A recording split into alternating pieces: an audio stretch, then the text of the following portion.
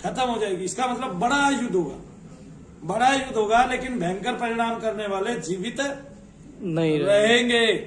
और फिर उनको दोबारा मारने के लिए वो घोड़े पे बैठ के आएगा, क्योंकि उनके सारे साधन खत्म हो जाएंगे।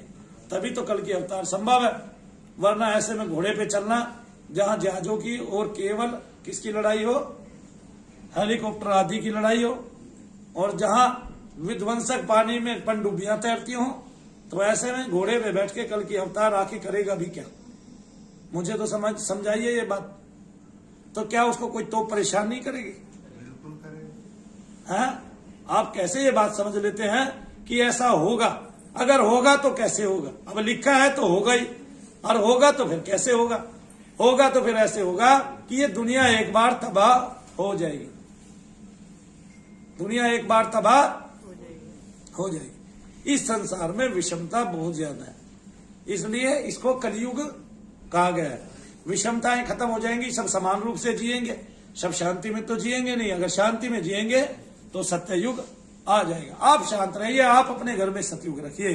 आपके घर में अगर शांति प्रियता है, आप शांति प्रिय बनिए, आपको छोटी छोटी चीजों का प्रभाव पड़ना बंद हो जाए। आप ये सोचिए, क्योंकि शांति में ही ईश्वर मौजूद है। उसका कण कण किसमें मौजूद है?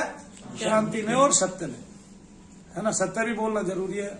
ज्यादातर महिलाएं अपनी बहुओं से छिपा लेती है, बहुएं अपनी सासुओं से छिपाती है हर एक बात। भाई 2 लाइन बनवा दे, किसी ने कहा 1 ही लाइन बननी है। तो हमें शांति चाहिए, यानी कि ईश्वर चाहिए, उस तरफ करना ये ईश्वर भी चाहिए, और शांति से ईश्वर मिलेंगे। और जिसके घर में कभी लड़ाई नहीं होती वो सतयुग में जी रहा है, जिसके घर में कभी कभी लड़ाई होती है वो त्रेता में जी रहा है, जिसके घर में महीने में 2 बार लड़ाई होती है वो द्वापर में जी रहा है, और जिसके घर में रोज ही कलह होता है वो कलयुग। तो कलयुग वाले कौन कौन है? हाथ उठाना जरा। कलयुग में कौन कौन जी रहा है? कलयुग में कौन कौन जी रहा है? ये कलयुग में जी रहे हैं, दिखाओ भाई कलयुग में कौन कौन जी रहा है। ये इनके घर में रोज लड़ाई होती है भाई, ये वे हैं जिनके घर में रोज लड़ाइयाँ होती है, और इनसे कारण पूछोगे तो वही छोटे छोटे। तो इनका भजन भी हो जाएगा, और ये सतयुग में भी जीने लगेंगे। भजन कैसे होता है? भजन तो शांति से होता है। अशांति में कभी भजन हुआ है? अशांति में तो कबीरदास जी की पत्नी थी, कबीरदास जी को शांत कर दिया, 40वें वर्ष में घर से निकल गए, और उस ब्रह्म का साधन किया, ब्रह्म का ध्यान किया, तो ब्रह्म ही हो गए, और ब्रह्म ही मानने लगे, और गुरु रूप में सर्वत्र पूजे जाते हैं। उनकी पत्नी कबीर, यानी कि कड़वी हो जिसकी बीर, यानी कि बीर बानी, ऐसे ना, यानी कि पत्नी कड़वी थी और रोजाना उनके साथ युद्ध करती थी। उस युद्ध का परिणाम ये हुआ, कबीरदास जी ने घर छोड़ दिया और पूरे संसार को अच्छी सीख देने लगे। कहा तो कबीरदास जी ने स्त्रियों के बारे में भी होगा, स्त्रियों से इतना जलते भूनते थे। क्यों कह रहा हूं? क्योंकि उनका एक दोहा ऐसा ही है कि नारी की जाही परत अंधा होत भुजंग, कबीरा तिनकी क्या गति जो नित नारी के संग। ऐसा क्यों कहा? क्योंकि स्त्रियां छोटी छोटी बातों पर लड़ती झगड़ती रहती हैं, और वो ईश्वर को पाने में कभी भी मदद नहीं करती। ऐसी शांति प्रिय स्त्रियां बहुत ही कम देखने में आती हैं, जो ईश्वर प्राप्ति के मार्ग में आपके साथ चले। वरना तो उनको वही छोटी छोटी बातें, छोटे छोटे अड़ंगे उनको याद आते हैं। ओ क्रिया वाले, छोटे अड़ंगे उनको याद आते हैं, और जब वो अड़ंगे याद आते हैं तो क्या होता है? इससे आपकी शांति भंग होती है, और शांति भंग होने से ईश्वर की प्राप्ति कभी भी नहीं होती है। ऐसा कलयुग कभी भी नहीं आएगा जिसमें एक व्यक्ति या एक भगवान घोड़े पे आएगा और तीरों से बरसात कर देगा और सब।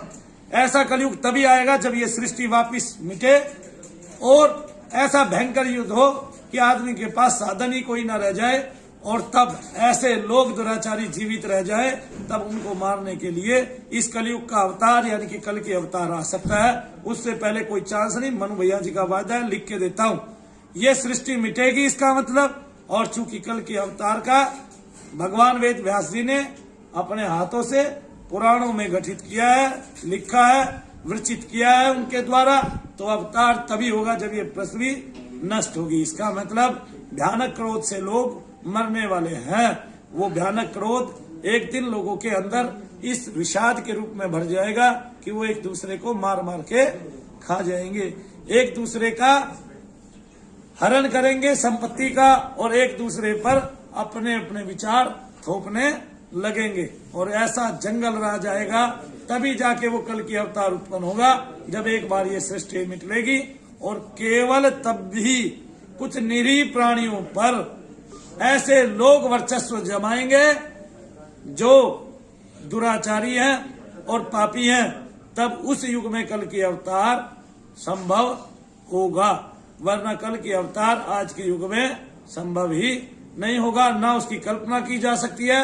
ऐसे बिस्तर बंद हथियारों के होते हुए कि आप बैठे कहीं और 1400 किलोमीटर दूर या 5000 किलोमीटर दूर आपने एक देश, आपने एक नगर पूरा का पूरा तबाह कर दिया है। ऐसे ही ना, तो शांति का माहौल बनाए रखें। ईश्वर की प्राप्ति सहज है, उसकी प्राप्ति में बल नहीं लगाना होता और ना बल कभी लगता है। एक प्रार्थना है, उस प्रार्थना को आपकी आरती बोलते हैं। उस आरती को कैसे करिएगा ये मैं बताऊंगा। उस आरती को करने का दीपदान से ज्यादा महत्व है। जो हम दीपदान कराकर आपके कष्ट निवारण कर रहे हैं, उस आरती को कराकर हम ईश्वर दर्शन की ओर आपको ले जाएंगे। क्योंकि जैसे हम बताएंगे वैसे जो व्यक्ति भी आरती करेगा उसको ईश्वर दर्शन का लाभ मिलेगा ही मिलेगा, यानी कि शनि दर्शन का लाभ मिलेगा ही मिलेगा। देवताओं के यहाँ अलग प्रकार से आरती की जाती है, इसलिए वो देवता को प्राप्त करने में सहजता महसूस करते हैं और वो तुरंत आरती और स्तुति करते ही प्रसन्न होकर उनके समक्ष प्रकट हो जाते हैं। एक ऐसा व्यापार है, एक ऐसा व्यवहार है जिसके खुलने पर देवता आपके सहायक हो जाते हैं। और वो प्रत्येक व्यक्ति, क्योंकि उसके लिए सहज होना जरूरी है और प्रत्येक व्यक्ति ईश्वर की संतान है, तो वो सबको दर्शन देगा ही देगा। वो हमारा पिता है, हमारे पास आने के लिए आतुर है, लेकिन कभी हम उनके लिए चारपाई बिछाएंगे, जब हम उनके लिए चादर बिछाएंगे, जब हम उनके लिए बिस्तर लगाएंगे, तब वो आएगा और हमारे सारे सपने पूरे करके जाएगा। उत्तराधिकार का नियम वहां भी चलता है। जो जिस भगवान को मानता है उसकी संपत्ति को वो हासिल करेगा ही करेगा, बशर्ते उसने उसको ठीक से पूजा हो, भजा हो, माना हो। तो आरती के बारे में मैं आपको बाद में बताऊंगा। उससे पहले एक प्रक्रिया मैं आपको जल की समझाता हूं। आप एक पात्र लीजिए, लोहे का पात्र लीजिए। लोहे का पात्र लेके जब आप दीप जलाते हैं 2 अगरबत्ती साथ लीजिए। उन 2 अगरबत्तियों को साथ लेकर आपने बोलना है, शनिदेव महाराज मनु भैया को साक्षी मानकर मैं आपको जल प्रदान करता हूं, आप ये जल ग्रहण कीजिए। आप अपना मुख जो है झूठा कीजिए और इस जल को पीकर मुझे धन्य कीजिए। हे शनिदेव महाराज, इस जल में अपनी तरंगे प्रसाद रूप में मुझे प्रदान कीजिए। तो वही जल आपका इतना कार्य करेगा कि जो जो चीज आज तक आपको खिलाई गई है, पिलाई गई है और जितना भी आपको दिया गया है, वो सब खिलाने में पिलाने में वो सब केवल 2 से 1 सप्ताह, 2 दिन से 1 सप्ताह के अंदर अंदर निकल कर बाहर आ जाएगा। जिसके लिए आप कहते हैं कि मुझे तो खिलाया गया है। आपके शरीर की जगह बढ़ जाएगी, आपके शरीर के अंदर जो प्रेतादिक बैठने का स्थान है वो खत्म हो जाएगा और आपकी मलिनता को तेजी से खत्म करने में सहायक वो होगा। लेकिन इसके लिए आपको लोहे का पात्र लेना पड़ेगा और लोहे का कोई भी पात्र इस तरह का पूरे बाजार में उपलब्ध नहीं है। तो किसके पास जाएं? सबसे पहले एक लोहार के पास जाएं और उसको बोले जो छोटी से छोटा कढ़ाई दान है तेरा। कढ़ाई होती है ना, छोटी से छोटी, लोहे का ही पात्र लेना है, कोई और पात्र नहीं लेना। ये बात याद रखना। कौन सा पात्र लोगे? लोहे का। लोहे का पात्र लोगे। किससे बनवाओगे? लोहार से बनवाना है। वो पात्र धो मांझ के अपने पास रखना है, साफ करके अपने पास रखना है। रोजाना 2 अगरबत्ती दीप के साथ लगाकर उसमें जल प्रदान करना है शनिदेव महाराज को। हे शनिदेव महाराज, मनु भैया को साक्षी मानकर मैं आपको यहाँ भी साक्षी मानना है, वरना जल तो सारी दुनिया भगवान को पिलाती है, रोज देती है। आगे समझ में? आपको जल प्रदान करता हूं, मेरा जल ग्रहण कीजिए, इसे अपनी तरंगों से तरंगित कीजिए ताकि मेरे दुखों का अवसान हो। मैंने आपकी शरणागति ली है और मुझे मेरे इन सारी बाधाओं से मुक्त कीजिए। आप उसी जल को अपने पूरे घर के जल में डाल लें, ठीक है? आपके पास बड़ा पात्र हो, बड़ा पात्र ले लीजिए, लेकिन फिर उस कमरे में किसी को नहीं घुसने दीजिए आधे घंटे तक, किसी को भी नहीं घुसने देना है। 2 अगरबत्ती भी जलानी है। क्यों नहीं घुसने देना है? क्योंकि ये जल आपके बड़े काम का है। इस जल को पिलाते पिलाते अगर इस जल से ही ये प्रार्थना की जाए कि मेरा पुत्र, मेरा बेटा, मेरा पति दारू पीता है, उसका इस पदार्थ से मोह भंग कर दीजिए, इस मदरा से मोह भंग कीजिए, तो उसका मोह भंग हो जाएगा और वो मदरा पान करना छोड़ देगा। उसको हर बहाने में वही जल मिलाकर पिलाइए, आप देखेंगे कि उसकी वो मदरा छूट जाएगी धीरे धीरे। और मेरा विश्वास यह है कि जब इस तरंगित जल को आप पिलाएंगे तो जिसके शरीर के अंदर जो जगह है उसको मुझे वो रिपेयर हो जाएगी, एक तरह से मलिनता दूर हो जाएगी और उसका खाया पिया सब उगला जाएगा। अगर कोई पास में रह रहा है, उसको अपनी शत्रु की पहचान नहीं है और शत्रु घर में से ही कोई है और वो आपको बार बार कुछ खिलाता पिलाता है, तो उससे ही वो पकड़ा जाएगा और उसका पता चल जाएगा और उसका खिलाया पिलाया सब बाहर निकल जाएगा। तो एक जल की प्रक्रिया करनी है। इसके बाद मैं आपको, आप इसको आज से ही कर सकते हैं और इसका प्रभाव देख सकते हैं। इसका प्रभाव सीधा सीधा होगा। इसके बाद आपको उल्टियां पड़ सकती हैं। पूरे घर के जल में मिलाकर आप इसका साधन बना सकते हैं। ये नहाने में काम नहीं लेना, एक बात याद रखना, केवल पीने में ही काम लेना है। हाँ, और दूसरी बात ये, इसको गर्म नहीं करना है, ठीक है ना। हाँ, पहले से अगर आपने गुनगुना करके भगवान को प्रदान किया है वो काम आप कर सकते हैं, लेकिन इसको गर्म नहीं करना है अलग से। हाँ, आपने अगर भगवान को गुनगुना करके पिलाया है तो उस कमरे को बंद करना है, ये सोच के कि शनिदेव आएंगे, जल को ग्रहण करेंगे और ये जल शक्तिशाली होगा और फिर आप उस जल का कमाल देखेंगे अपने दीपक की ही तरह। हाँ, और इस जल को आप अपनी हारी बीमारियों पे लगा सकते हैं।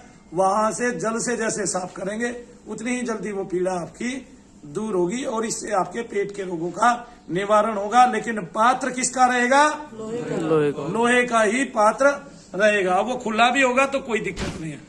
इस तरह से रोज करेंगे। आधे घंटे बाद आपने जाके 2 तालियां बजानी है दरवाजे के परले पार खड़े होके, बंद दरवाजे के, ठीक है ना, और फिर अंदर जाना है। जिनके घर में इस तरह की सुविधा नहीं है वो कोई ऐसी चीज रख सकते हैं जो काफी ऊंची हो और जो उस सब की ओट कर ले, ठीक है। तो आप बोलेंगे शनिदेव महाराज, मनु भैया को साक्षी मानकर मैं आपको जल प्रदान करता हूं, हमारा जल ग्रहण कीजिए। मैं आपको टोटल मिला के 5 उपाय बताऊंगा। हो सकता है उसके बाद आप मनु भैया के पास आपको आने की आवश्यकता ना हो और वही आएगा जिसको बहुत ज्यादा भारी समस्या होगी। जो छोटी छोटी समस्याओं से लोग जूझ रहे हैं उनके सारे के सारे रोग कष्ट घर पे ही दूर हो जाएंगे। इसी रूप में हम समाज में कार्य करना चाहते हैं कि आप घर पे ही बैठ के हमें देखते रहें और भगवान की भक्ति करें, हमारे पास आने की भी आपको आवश्यकता ना पड़े। इसी रूप में हम चाहते हैं कि आप हमें मान लें। और बात रही क्या कहते हैं साधकों की, तो वो साधक हम जल्द तैयार करेंगे जो इस तरह आपको सुरक्षित भी करेंगे। और ये हमारा ध्येय है। हमारा ध्येय है समाज को ऊपर उठाना, हमारा ध्येय अपना वर्चस्व बताना, हमारा ध्येय जो हमारे पुराणों में ग्रंथों में लिखा है वो सब सत्य है। हमारा ध्येय ये है कि हम जो आरती करते हैं अगर उस आरती को ही एक प्रकार से भगवान को समक्ष करके, एक छोटी सी क्रिया है वो मैं आपको बाद में बताऊंगा एक मंत्र के द्वारा, और समक्ष करके अगर उसकी आरती करें तो उसके दर्शन हम बखूबी कर सकते हैं, बार बार कर सकते हैं और देवता हमें अपनी तरंगे देगा ही देगा, मजबूती से देगा और हम इन सब से पार पाकर भगवान की भक्ति में जुड़ सकते हैं। हम कभी भी प्रेत अवस्था में नहीं आए इसके लिए। और दीप दान का प्रयोग जो मैंने बताया है उससे सारा संसार, सारे संसार भर के लोग उस दीप दान को करके, हाँ किसी देश में किसी देश काल में अगर दीपक ना मिले आपको तो आप मोमबत्तियां भी जला सकते हैं। तो उससे आप अपने बुजुर्गों को, अपने पूर्वजों को आप सुखी कर सकते हैं और उनकी आत्माओं को आप विशुद्ध कर सकते हैं। उसके बाद आप अमावस निकाले ना निकाले, आप उनको अलग से स्थान दे ना दे, आपके पितृ इतने सूक्ष्म व सुरक्षित हो जाएंगे कि वो कभी भी आपको परेशान नहीं करेंगे और कभी भी आपके मुंह से आके ये नहीं बोलेंगे कि मुझे कहीं कोई जगह चाहिए। अगर बोलेगा तो कोई ऐसे भूत ही बोलेगा, आपका पितृ कभी भी नहीं बोलेगा। वो आपका पितृ बन के बेशक बोल जाए, लेकिन आपके पितरों को मुक्ति व शांति का दुनिया का सबसे नायाब करके दिखा सकता हूं पूरी दुनिया को। एक ही तरीका है, दीपक दान विधि। और दीप दान विधि में मानो भैया को साक्षी इसलिए माने क्योंकि मैं आपकी सुरक्षा के लिए हूँ, आपकी दीप की सुरक्षा के लिए हूँ। हाँ, मैं आपका भी बेटा हूँ, शनिदेव का भी बेटा हूँ।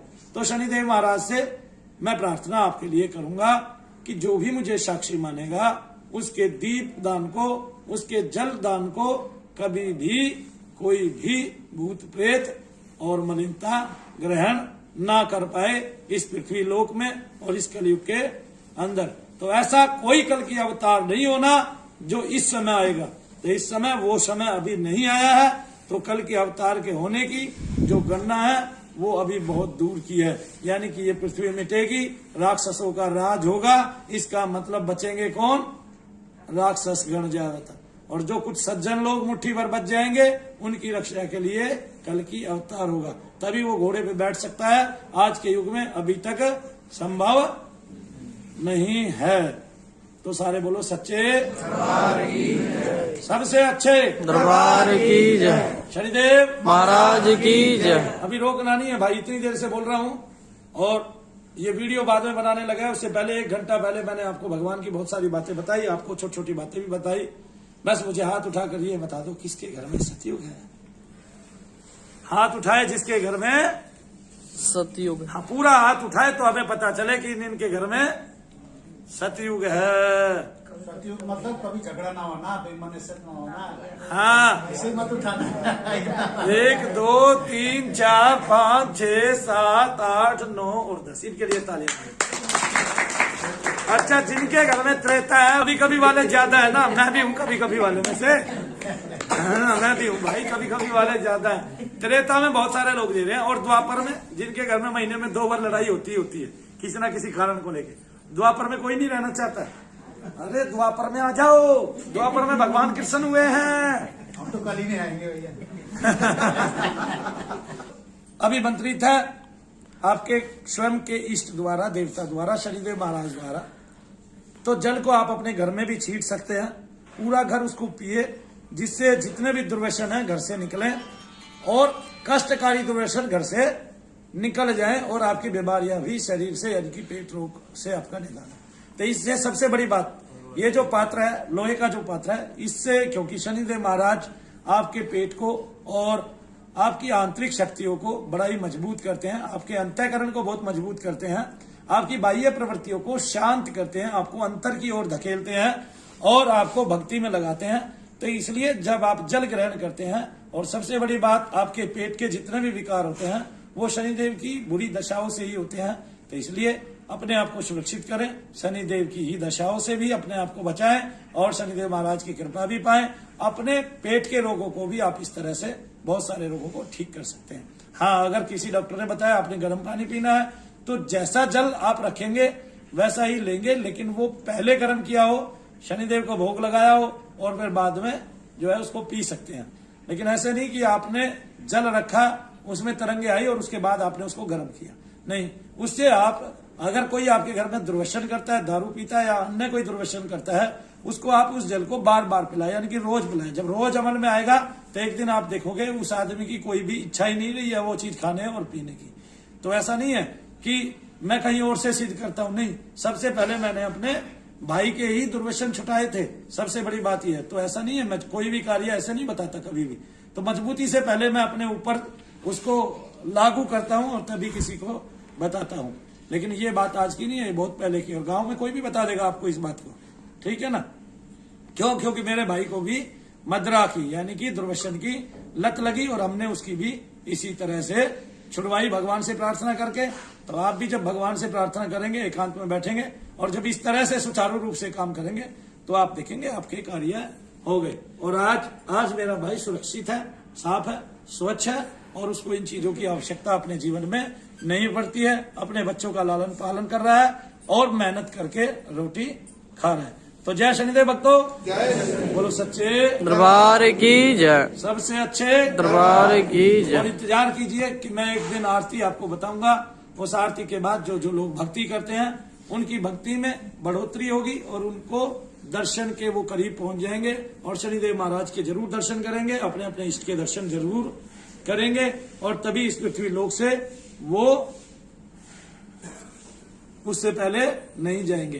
तो भगवान के दर्शन करके शांति से मर के जाना है, ऊपर जाना है, नीचे नहीं आना है। किसी का पित्र नहीं बनना है, किसी के घर का प्रेत नहीं बनना है। अपनी इच्छाओं का त्याग करना है और छोटी छोटी इच्छाओं को छोड़ देना है।